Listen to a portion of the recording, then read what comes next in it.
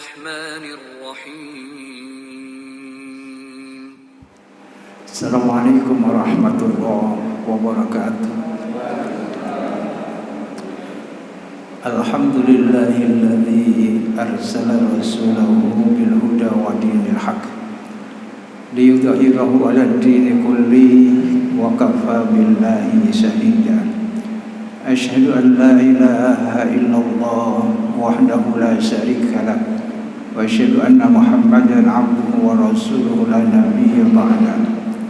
اللهم صل وسلم وبارك على هذا النبي الكريم عبدك ورسولك محمد وعلى آله وأصحابه ومن تبعهم بإحسان إلى يوم الدين. رب اشرح لي صدري ويسر لي أمري واحلل عقدة من لساني yafqahu qawli, amma ba'd. Puji syukur marilah kita panjatkan kehadirat Allah Subhanahu wa taala. Alhamdulillah, petang hari ini kita dipertemukan di majelis yang dimuliakan ini dalam keadaan sehat walafiat, jasmani rohani kita, iman masih tetap melekat di dalam lubuk jiwa kita. Allah senantiasa memberikan kepada kita taufik, hidayah, inayah, sehingga kita diringankan untuk beramal saleh. Mudah-mudahan kita dapat istiqomah sampai akhir hayat kita, menjadi hamba Allah yang dapat mengakhiri dalam keadaan husnul khatimah. Amin ya rabbal alamin. Selawat serta salam semoga tetap tercurahkan ke haribaan junjungan kita Nabi besar Muhammad sallallahu alaihi wasallam beserta keluarga dan para sahabatnya serta umatnya yang setia melaksanakan ajarannya ila yaumil qiyamah. Jamaah sekalian, kita lanjutkan kajian kita masih di dalam bab tawakal. Tawakal sudah sering kita dengar dan sudah lama kita mendengar tentang yang namanya tawakal. Kemarin sudah kita pelajari beberapa ayat Al-Quran yang berkaitan dengan tawakal ini. Tawakal memang ibadah yang sangat agung. Ibadah yang sangat agung, merupakan amalan hati. Setelah akal, pikiran, dan jasmani kita ini bergerak, berbuat. Jadi tawakal itu sendiri tidak berdiri sendiri. Kalau di dalam Al-Quran itu ada urutan-urutan orang itu bisa melakukan yang namanya tawakal. Itu diawali, kalau di dalam Al-Quran ada dikaitkan dengan takwa. Kalau orang itu bertakwa kepada Allah, maka dia akan yakin akan Allah Subhanahu wa ta'ala. Dari situlah yang mendasari seseorang itu dia mampu bertawakal. Kalau dia tidak yakin, karenanya di dalam bab ini dikaitkan oleh Imam Nawawi antara yakin dengan tawakal. Yakin di situ di antara di dalamnya adalah takwa kepada Allah Subhanahu wa ta'ala. Jadi kita tidak akan mampu bertawakal kepada Allah kalau kita tidak yakin akan keagungan, kebesaran dan kekuasaan Allah Subhanahu wa ta'ala. Kemarin sudah kita pelajari sebuah contoh apa yang dilakukan oleh Ibunda Hajar, istri siapa? Nabi Ibrahim alaihissalam. Itu sebuah contoh ketika Nabi Hajar dan Ismail akan ditinggalkan oleh ayahandanya, suaminya yaitu Ibrahim alaihissalam, meninggalkan dirinya dengan Ismail di lembah yang tidak ada sumber kehidupan, yang gersang, tandus. Nah, coba kita bayangkan ya, perempuan dengan anaknya yang masih balita ditinggalkan di tempat yang seperti itu. Kita saja kalau sendiri mungkin di mana gitu ya, yang sepi, ya rada merinding ya, rada merinding. Kita bayangkan kalau itu gelap di malam hari, gelap gulita, tidak ada sumber cahaya, jadi tinggalkan di situ. Dan itu lalu kemudian ditinggalkan oleh Nabi Ibrahim alaihissalam. Tapi Hajar punya keyakinan, suami saya tidak begitu. Karena apa? Karena dia menyayangi istri dan anaknya. Tidak akan berlaku seperti itu, ya, menyia-nyiakan istri dan anaknya yang sudah lama ditunggu kelahirannya. Makanya ketika ditinggal ditanya, apakah engkau akan meninggalkan kami di tempat yang seperti ini? Dan itu diulang-ulang, ya, diulang-ulang. Ya, pantas seorang istri itu mesti gandoli bojone, gandoli suami kalau mau pergi, karena angin karena apa ya, lalu mau pergi gitu aja. Kira-kira digandoli apa enggak lah? Tidak semuanya. Anak sing ini Arab lu nggak ya lungo-lungo kan, itu ada juga yang begitu. Tetapi istri yang sayang kepada suami dan suami yang setia kepada keluarganya pasti digandoli seperti ibunda Hajar. Tetapi pada akhirnya pertanyaan Hajar itu apa? Apakah ini perintah Allah gitu? Nah, itu untuk meyakinkan. Kalau ini perintah Allah, keyakinan Hajar, karena Hajar keluarga atau istri seorang nabi, dia adalah ibunda perempuan yang bertakwa kepada Allah Subhanahu wa taala. Karenanya dia menyampaikan, kalau itu perintah Allah, pasti Allah tidak akan menyia-nyiakan. Itulah tawakal. Tidak hanya itu, lalu kemudian ada hukum tawakal di situ, ada proses. Di Allah Subhanahu wa taala memberikan rezeki pada seorang itu juga ada prosesnya. Seperti Hajar kemarin sudah kita sampaikan, apa proses menunjukkan tawakal kepada Allah itu benar-benar tawakal. Tidak hanya berdoa, tetapi juga ikhtiar. Mencari sumber kehidupan dari Safa Marwah, Safa Marwah. Akhirnya Allah suka menurunkan rezekinya berupa sumber air. Nah, itu rumus-rumus tawakal di situ. Jamaah yang dirahmati Allah Subhanahu wa taala, dasar tawakal tentunya adalah keimanan dan ketakwaan kepada Allah Subhanahu wa taala. Dan seorang yang beriman kepada Allah, mestinya dia juga orang yang mesti bertawakal kepada Allah Subhanahu wa ta'ala. Satu contoh misalnya hamba Allah yang beriman itu minimal setiap akan mengerjakan sesuatu dia selalu berdoa kepada Allah. Nah, itu minimal dia mengucapkan bismillah. Ya, itu yang dikerjakan itu atas dasar pertolongan Allah Subhanahu wa ta'ala. Itu tawakal. Di dalam ikhtiarnya dia itu senantiasa menyandarkan dirinya itu kepada Allah Subhanahu wa ta'ala.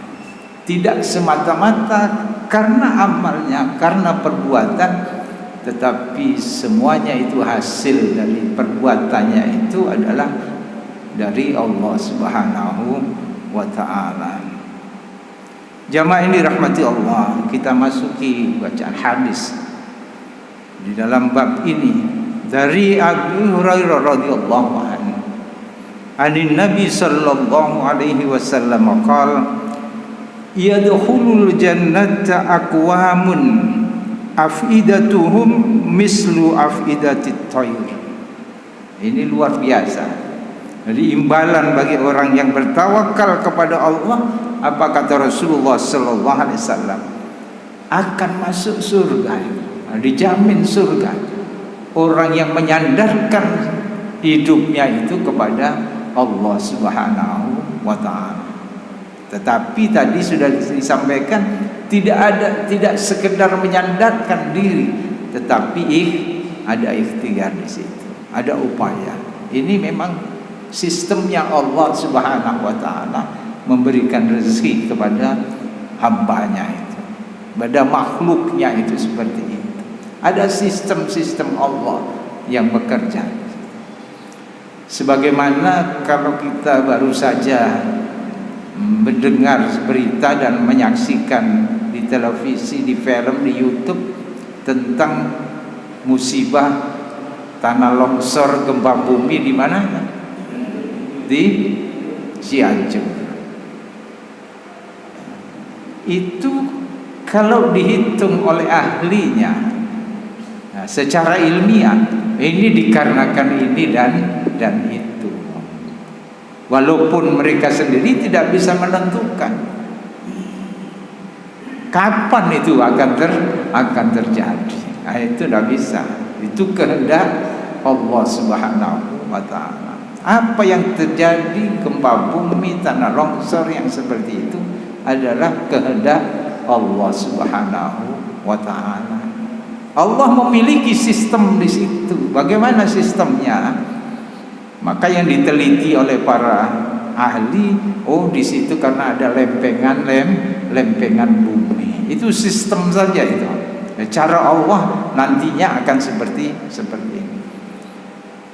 50.000 tahun sebelum Allah menciptakan yang namanya Cianjur ini, sudah ada catatan Allah di Lauh Mahfuz itu. Bukan Allah lalu mengendaki begitu, tetapi Allah itu kan maha tahu ini nanti akan terjadi. Seseorang juga begitu, sejak dia berada di dalam rahim ibunya sudah dicatat oleh Allah Subhanahu wa taala. Bukan Allah yang menentukan begini begitu, tetapi Allah maha tahu orang ini nanti begini akan berjalan kemana, seperti itu. Bukan Allah yang berkehendak seperti itu, tapi Allah tahu. Ya. Sehingga bukan Allah yang mencelakakan seseorang, tidak.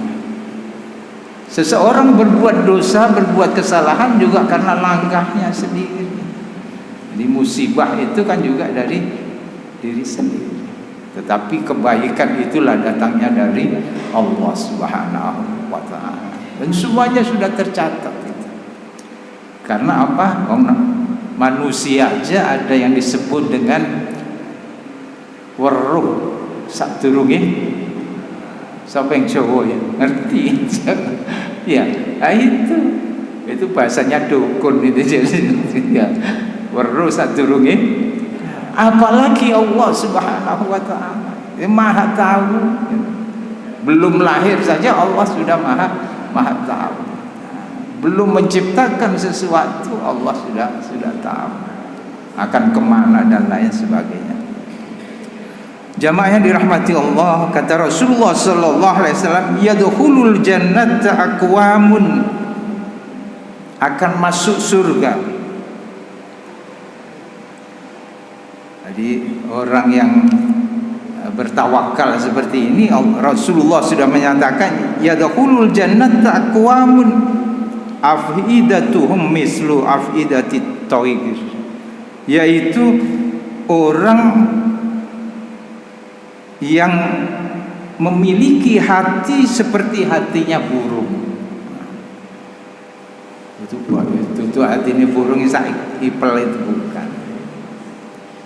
Apa perilaku burung yang dikendalikan oleh hatinya? Burung itu yang dimiliki bukan akal, tapi insting. Itu hidayah untuk burung itu. Dia akan pergi kemana, itu insting. Di wayai panen itu insting.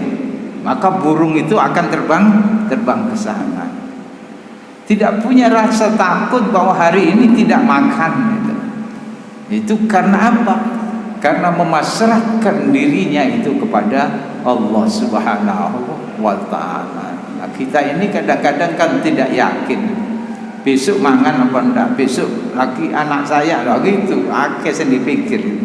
Nah, itu namanya berserah diri, memasrahkan dirinya kepada Allah Subhanahu wa ta'ala.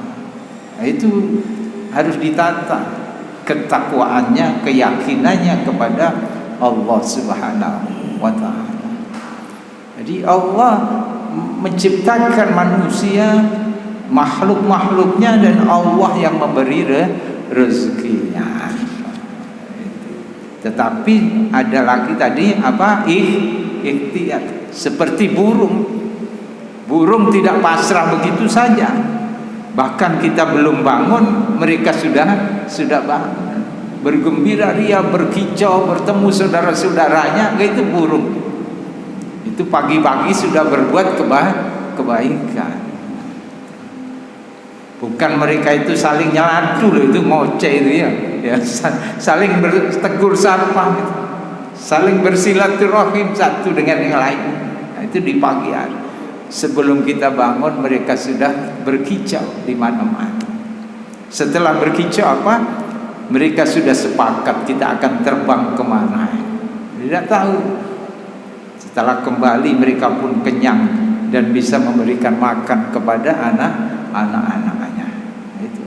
Kalau orang hatinya seperti burung ini, dia pasrahkan, sandarkan hidupnya itu kepada Allah, maka dia dijamin surga, kata Rasulullah sallallahu alaihi wasallam. Karena dia benar-benar yakin kepada Allah bahwa Allah pasti akan memberikan rezeki.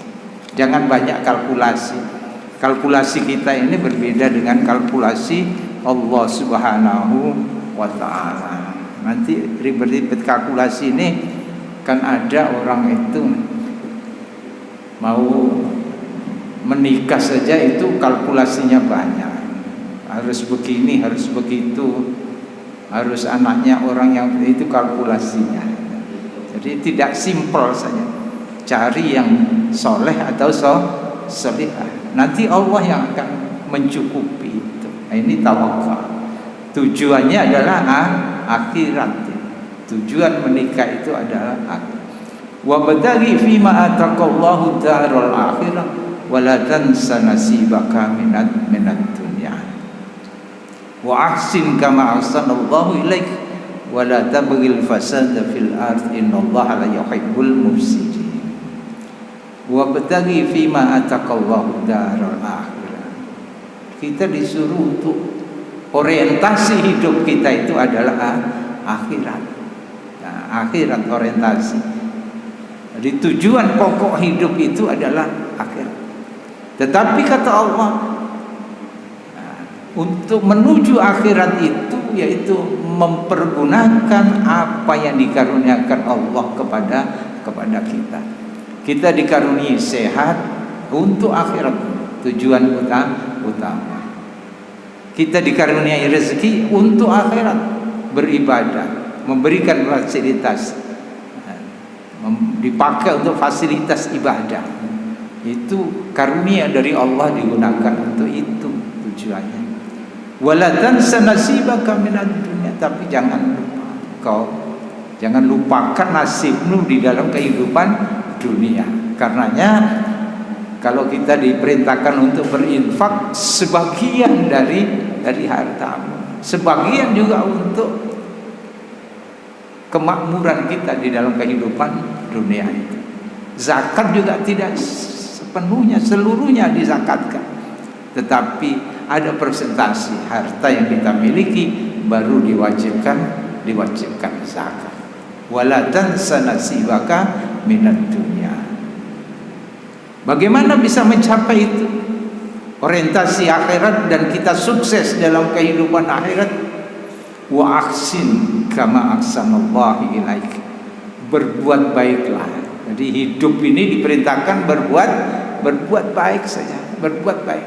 Nanti Allah yang akan mencatat. Yang memberikan kalkulasi itu adalah Allah. Berbuat baik tugas kita itu. Pokoknya sempatan berbuat. Wa ahsin kama ahsanallah, sebagaimana Allah berbuat baik. Apa sih perbuatan baik Allah itu? Banyak sekali. Bahkan kita tidak akan mampu menghitungnya. Dia pengasih lagi penyayang, maka kita mesti juga pengasih penyayang seperti itu. Dia pemaaf, mesti kita juga memaaf. Nah, wa ahsin kama ahsanallahu ilaik. Dan banyak sifat-sifat Allah itu yang kita praktekkan di dalam kehidupan, di dalam mengisi wa ahsin itu.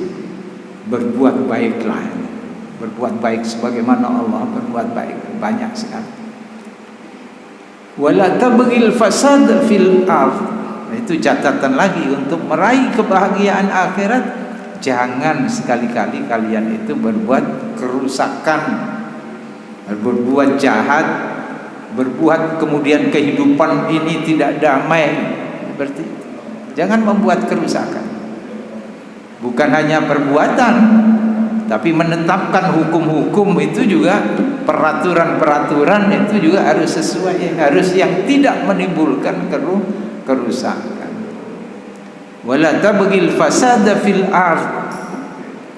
Karena Allah, innallaha la yuhibbul mufsidin. Karena Allah tidak suka kepada orang yang berbuat kerusakan seperti itu, yang membuat kehidupan ini tidak makmur, tidak seimbang, ya, yang tidak adil di dalam menerapkan peraturan seperti itu Allah tidak suka. Ini hadis yang berikutnya dari Umar radhiyallahu anhu. Qala, dia mendengar sami'tu Rasulullah sallallahu alaihi wasallam. Dia menceritakan pernah mendengar Rasulullah sallallahu alaihi wasallam bersabda, "Lau annakum tatawakkaluna 'alallahi haqqat tawakkul la razaqakum kama yarzuqu tayra tahdu khimasan wa taruhu bitana." Aku pernah mendengar, kata Umar, bahwa Rasulullah sallallahu alaihi wasallam bersabda, "Lau annakum tatawakkaluna 'alallahi haqqa tawakkuli." Sekiranya kalian bertawakal kepada Allah dengan sebenar-benar tawakal. Jadi benar-benar menyandarkan diri itu kepada Allah di tengah-tengah kita berikhtiar. Jadi kita tidak perlu mengeluh ketika apa yang kita dambakan di dalam ikhtiar itu tidak sesuai, karena itulah kehendak Allah yang seperti itu. Jadi orang bertawakal itu lapang dadanya itu, ya, qanaah, menerima ketentuan-ketentuan Allah Subhanahu wa taala. Kata Rasulullah sallallahu alaihi wasallam, la razaqakum, nescaya Allah akan memberikan rezeki kepada kalian. Jadi kalau kita bertawakal kepada Allah di dalam ikhtiar kita, maka Allah pasti, nah ini yang perlu, pasti akan memberikan rezeki kepada kita.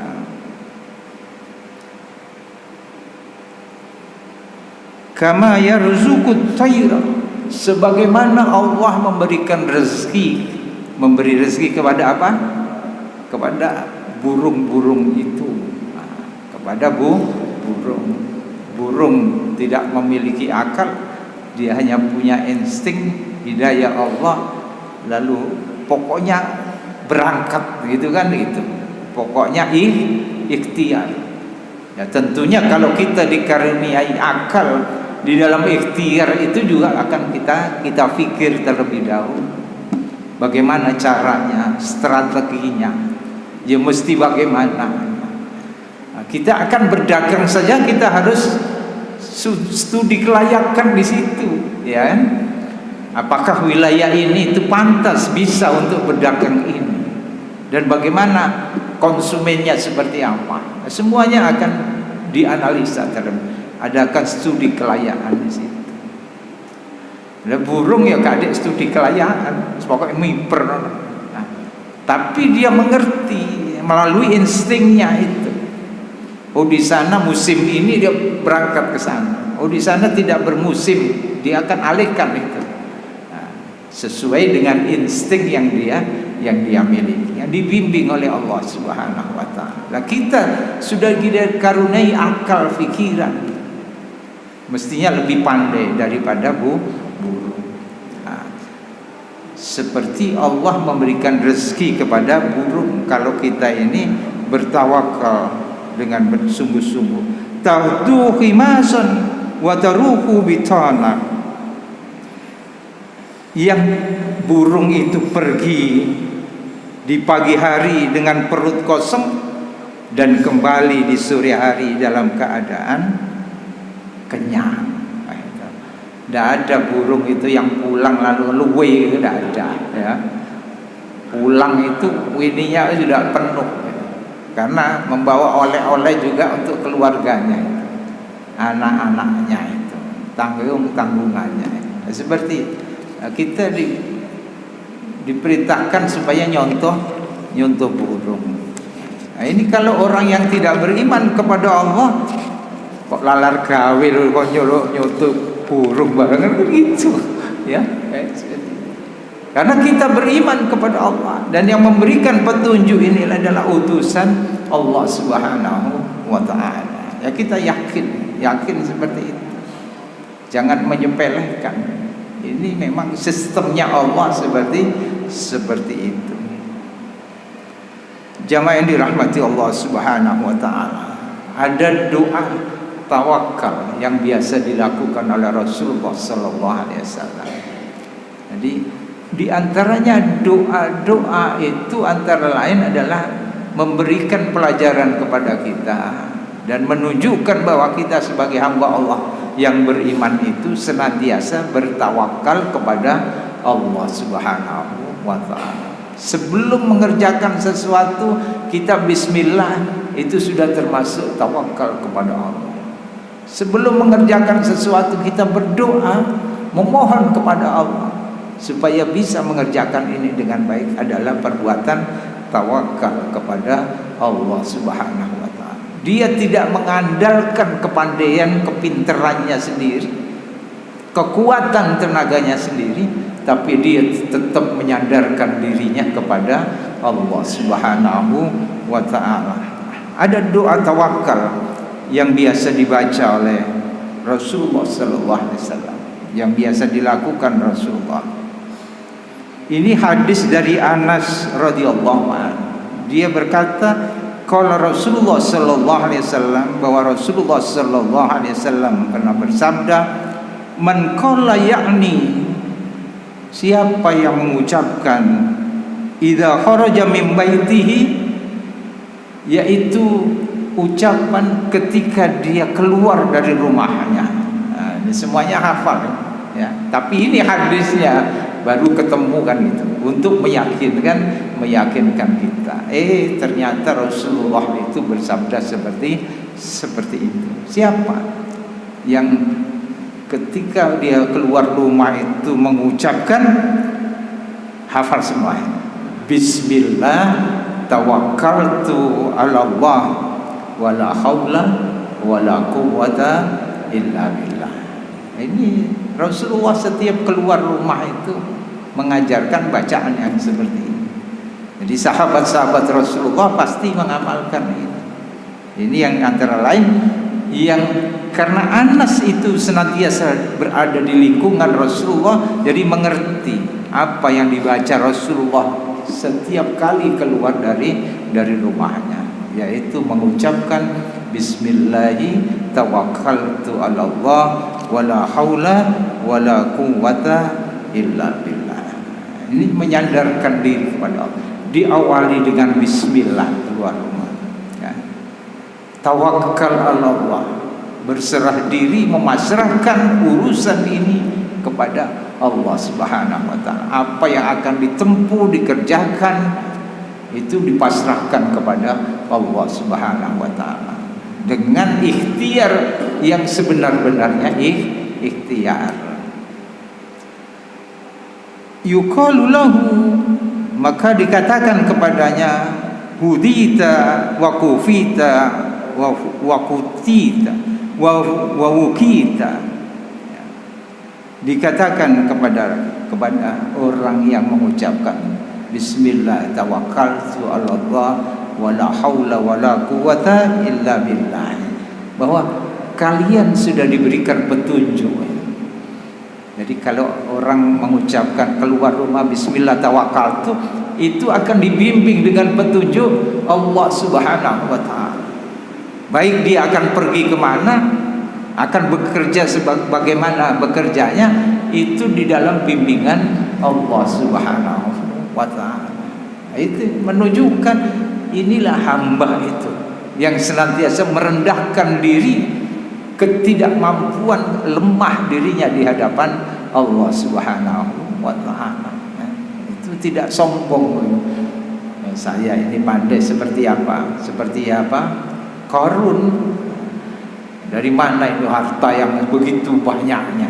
Ini karena kepandaianku sendiri. Ada orang yang seperti itu. Sampai nisok ini, ya sekolah biar begitu ya. Itu. Ada orang yang ditanya begitu. Iki mergo aku pinter dhisik iku juara siji terus gitu. Ya. Ada yang hadir orangnya? Tidak ada lah ya di Jamaah Al-Furqan seperti itu. Tapi ada yang seperti Qarun itu. Sampai soal soge Pak saya. Ya, iki mergo aku pinter ae dhisik. Ya, sekolah ya pinter, gak tau bolos. Itu kelebihan kemampuan dirinya yang ditonjolkan.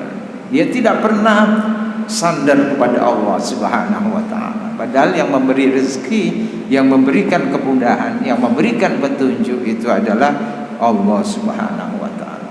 Bukan hanya petunjuk Allah yang membimbing dia di dalam perjalanan keluar dari rumahnya, tapi Allah juga mencukupi.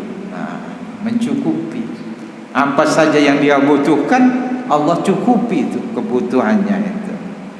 Tidak hanya itu, ketika dia keluar dengan bismillah tawakkaltu 'ala Allah, Allah melindungi. Berapa banyak yang berkisah ketika dia di jalan itu mengalami kecelakaan, ya, di jalan berkendara lalu mengalami halangan di jalan. Dia akan begini, aku itu biasa loh, ada ndonga dan berangkat. Kan gitu ya. Aku itu biasanya berangkat itu mesti bismillah tawakkaltu. Dino iku lho aku gak maca itu, begitu loh. Terjadi memang seperti itu. Nah, kita ditegur bahwa kita diingatkan oleh Allah Subhanahu wa taala. Ada yang kecelakaan sudah terjadi kecelakaan. Ada ustadz yang mengalami itu dan parah itu. Kalau dihitung-hitung pasti dia fatal. Kecelakaan di jalan tol, kecepatan tinggi, supirnya ngantuk, kulung-kuming, nabrak pembatas jalannya tol. Apa yang dia katakan? Andai kata saya tidak membaca wirid itu, senantiasa berdoa kepada Allah, sudah selesai. Itu Allah masih melindungi dari bacaan-bacaan, tidak sampai merenggut nyawanya. Ini orang yang ketika berangkat mengucapkan bismillah tawakkaltu 'ala Allah, lalu pasrahkan kepada Allah, la haula wala quwata illa billah. Tidak ada daya dan kekuatan kecuali dari Allah Subhanahu wa taala. Kalau menunjukkan yang lemah begitu, maka Allah akan bimbing. Oh, orang ini tidak sombong itu, ya, mengandalkan kekuatan dariku, maka dia akan diberikan petunjuk, dia akan dicukupi apa kebutuhannya, dan dia juga dilindungi. Lalu kemudian yang terakhir masih ada lagi, wa tanahha anhu syaitan. Lalu setan-setan itu pada menjauh, pada minggir. Jadi ini setan ini kaisa kan bodoh hari iki lho selalu nyambung dengan Allah. Setan-setan itu akan minggir. Artinya apa? Nah, ketika kita berjalan, berikhtiar itu, maka tidak ada gangguan di situ. Kita akan lempeng saja apa yang akan kita kerjakan untuk kemaslahatan hidup di dunia ini. Kita lanjutkan saja.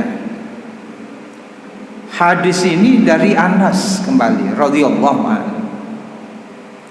Qala, dia berkata, kana akhwani ala ahadin nabi sallallahu alaihi wasallam wa kana ahaduhuma ya'ti an-nabiy sallallahu alaihi wasallam wal akharu yahtarifu wa sakal muhtarifu akhahu lin nabi sallallahu alaihi wasallam faqala la'allaka turzaku bihi. Jadi Anas ini bercerita bahwa dahulu pada zaman Nabi sallallahu alaihi wasallam ada dua orang. Ada dua orang. Wa kana ahaduhuma ya'tin nabi. Sedangkan yang seorang itu suka salah seorang di antara yang dua itu suka mendatangi Nabi, suka sowan kepada Nabi. Untuk apa? Untuk mencari ilmu, ngaji bersama Nabi. Wal akharu yahtarifu fasakal muhtarifu akhahu lin nabi sallallahu alaihi wasallam. Sedang yang seorang lagi dia giat berbisnis, berusaha, berniaga. Yang satu tadi itu suka mencari ilmu, ngaji dengan Nabi.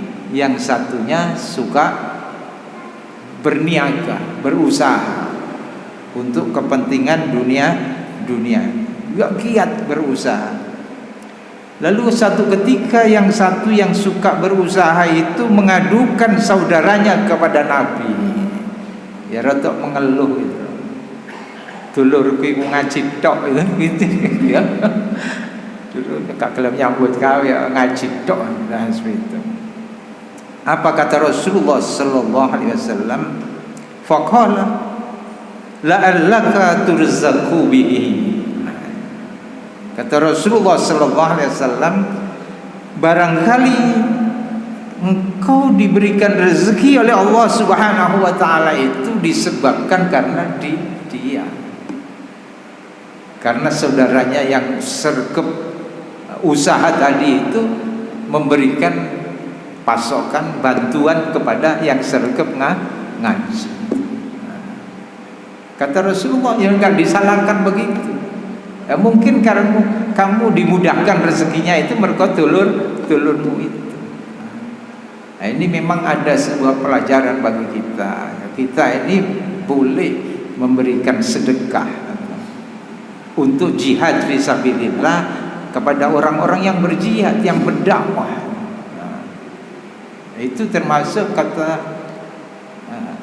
Profesor almarhum, itu juga termasuk jariyah. Jadi apa yang diberikan kepada orang-orang yang berjalan berdakwah itu, lalu dia support itu dengan finansial, dengan materi supaya dakwanya lancar, dia belajar jariyah. Jadi karena rezeki yang kau dapatkan dari Allah itu mungkin juga dikarenakan dari ini, karena memberikan dukungan kepada orang yang bergerak di jalan Allah Subhanahu wa taala. Yang berani bicara begitu itu dulu waktu saya masih muda itu yang saya dengar adalah B. Arifin. Kenal B. Arifin itu ya. B. Arifin itu tokoh di Jawa Timur. Kalau di Jakarta, kalau di Jakarta itu ada Hamka, kata B. Arifin. Maka di Jawa Timur itu ada namanya B. Arifin. Nah, ini dua ini akrab, sama-sama dari Sumatera Barat. Hanya B. Arifin yang berani. Sesuatu yang dulu dikatakan tabu. Apa kata B. Arifin? Perhatikan itu, sekarang sudah banyak mulai. Perhatikan itu guru-guru ngaji. Nah, itu yang berani hanya B. Arifin. Dulu tabu itu. Guru ngaji ku dikongkon lillahi ta'ala gitu ya. Ya kelas lillahi ta'ala. Wis pokoke dipakani apa lillahi ta'ala. Salah kita menerjemahkan lillahi ta'ala. Ya guru temenan itu, makanya guru-guru gitu. Nah, itu B. Arifin dulu. Saya ingat itu ketika ngaji di Al-Falah itu kita mau B. Arifin. Nah, saya dulu idola dengan, kalau di Jawa Timur B. Arifin, kalau Hamka datang ke Surabaya kita buru bersepeda sampai di Mujahidin sana itu. Rame itu bersepeda, masih kecil saya itu berburu Hamka. Maulid Nabi di Gubernuran ya nyerobot saya datang ke situ. Sehingga ulama-ulama yang seperti inilah yang kemudian barangkali itu mengilhami kita. Saya dulu masih muda, masih lulus SLTA. Itu di Jogja sudah khutbah Jumat gitu. Ya karena kita dapatkan dari ulama-ulama yang seperti itu. Bahkan pernah di satu rapat itu dikatakan, kita ini kalau di rapat di luar berkaitan dengan masjid itu Arab diusik misalnya, rada tegas itu bicaranya ya, terus gitu ya, karena kita membela masjid. Lalu pimpinan rapat itu belum mengenal saya secara benar, dikatakan Pak Imron itu orang Batak ya, dari gitu. Orang Batak itu. Oh enggak, saya ini orang Surabaya. Hanya dulu mungkin karena saya mengidolakan orang-orang dari Sumatera Barat yang seperti itu, sehingga ada sedikit banyaknya ya, bahasa dan lain sebagainya, beberapa hal itu kita terilhami dari mereka itu. Saya bawa itu apa yang kita pernah dapatkan dari B. Arifin. Ya waktu khutbah Jumat di Jogja ya seperti itulah, gitu itu ya, seperti itu. Yang menangi B. Arifin pasti mengerti bagaimana B. Arifin. Ini kata Rasulullah Sallallahu Alaihi Wasallam. Dulu memang pernah Rasulullah di dalam satu riwayat yang lain, di saat-saat duha, ada seorang sahabat itu yang tidak keluar dari musholanya. Dia terus berzikir di situ, bermunajat kepada Allah Subhanahu wa taala. Lalu Rasulullah bertanya, sahabat disuruh menanyakan ini orang ini. Lalu ditanya oleh Rasulullah sallallahu alaihi wasallam juga, engkau punya keluarga, punya istri, punya anak? Iya wahai Rasulullah. Lalu siapa yang menghidupi istri dan anak? Saudara saya. Saudara saya. Ini bukan meniti ilmu seperti orang tadi belajar kepada Rasulullah SAW. Karena orang yang menuntut ilmu itu ada kemuliaan tersendiri di hadapan Allah Subhanahu wa taala. Dan Rasulullah di dalam Al-Quran juga pernah dikatakan bahwa jangan semuanya pergi berperang gitu ya, tetapi hendaknya ada sebagian yang mempelajari agama ini, yang nanti itu bisa dikembangkan agama itu melalui ilmu-ilmu yang sudah dipelajari. Nah, di situ. Tapi yang ini beda kasusnya. Jadi orang itu waktu sudah jam 9, 10 dia tetap ada di dalam masjid. Maka ditanya, siapa yang menghidupi keluargamu? Kakak saya misalnya, saudara saya. Apa kata Rasulullah SAW? Dia lebih baik daripada kamu. Karena dia berikhtiar mencari nafkah untuk menghidupi keluarga, dan dia juga bisa sempat rezeki itu untuk bersedekah kepada saudaranya.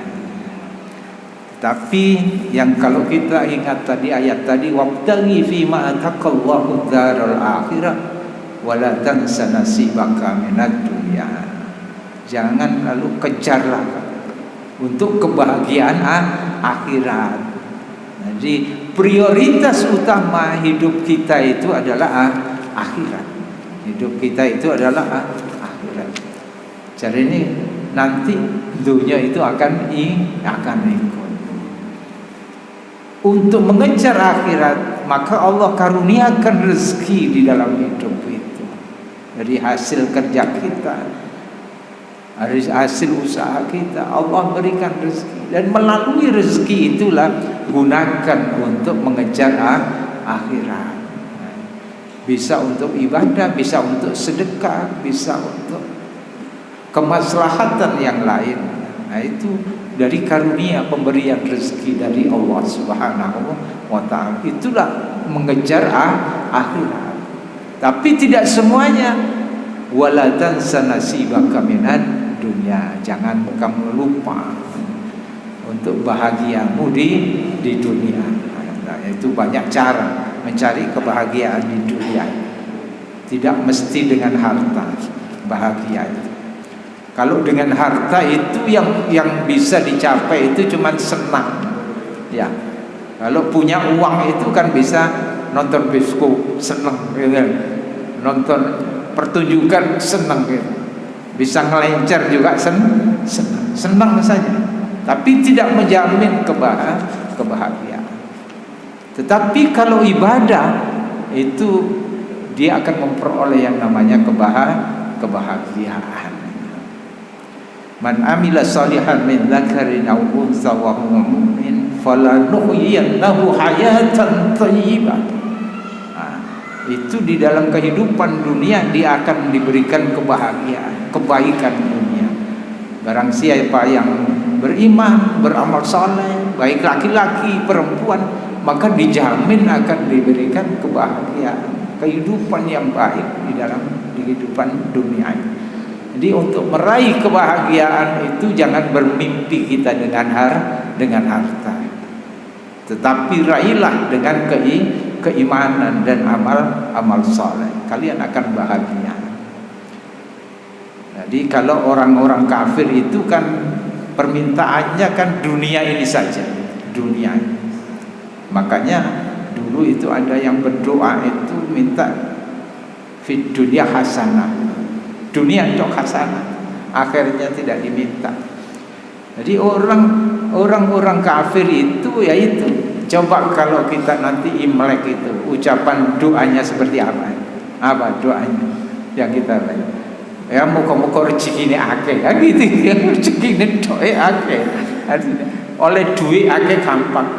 Wis akhirat dia gak ngerti yang urusannya kan gitu. Nah, itu tidak akan bahagia. Yang ada itu senang. Makanya orang-orang kafir itu suka mencari kesenangan. Sebetulnya yang dicari dia itu adalah inginnya kebahagiaan. Ya. Kalau sedang sumpek yang dicari apa? Didatangi klub sana, didatangi karaoke sana, itu mengadakan pertunjukan. Yang dia ingin cari adalah kebahagiaan, tidak dapatkan. Yang ada kesenangan. Mulai dari bar itu, dari naik klub ya senep mana ya seperti itu. Kalau mau nyoba silakan, ya. Seperti itu ya. Inilah kebahagiaan hanyalah karunia Allah Subhanahu wa ta'ala. Amalan yang sudah biasa kita lakukan setiap kita berangkat dari rumah kita, mengucapkan, membaca bismillah tawakkaltu 'ala Allah wala haula wala quwwata illa billah. Maka Allah akan membimbing kita, mencukupi kita, dan kemudian menyelamatkan, melindungi kita di dalam usaha. Dan setan-setan akan lari, tidak akan menggoda kita. Mudah-mudahan Allah Subhanahu wa ta'ala memberikan kekuatan, keimanan dan ketakwaan sehingga kita dapat mencapai orang-orang yang bertawakal kepada Allah Subhanahu wa ta'ala dan akan dijamin surga orang-orang yang seperti ini. Amin. Marilah kita tutup dengan doa kafaratul majlis. Subhanakallahumma bihamdika asyhadu an la ilaha illa anta astaghfiruka wa atubu ilaik. Mohon maaf. Assalamualaikum warahmatullahi wabarakatuh.